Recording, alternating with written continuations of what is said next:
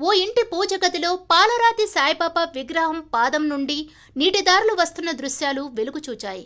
ఈ సందర్భంగా సులోచనమ్మ అనే ఆమె ఇంటిలో పూజ గదిలో సాయిబాబా విగ్రహం పాదం నుండి వస్తున్న నీటిదారులను చూడడానికి చుట్టుప్రక్కల వారు తండోపతండోలుగా విచ్చేసి ఆశ్చర్యానికి గురవుతున్నారు. గత కొన్ని సంవత్సరాల క్రితం షిరిడి నుంచి చిన్న పాలరాతి సాయిబాబా విగ్రహం తీసుకుని వచ్చి ఇంటి పూజ గదిలో నిత్యం పూజిస్తున్నట్లు సులోచనమ్మ తెలిపారు.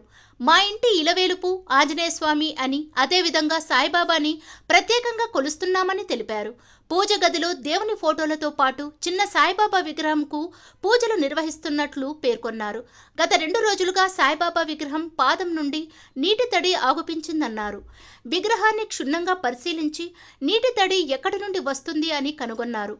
ఇది అంతా దేవుని మహత్యం అని, దీన్ని ఎవరూ తాగకుండా చిన్న స్టీల్ గిన్నెలో ఉంచాలని పూజారులు సూచించినట్లు తెలిపారు.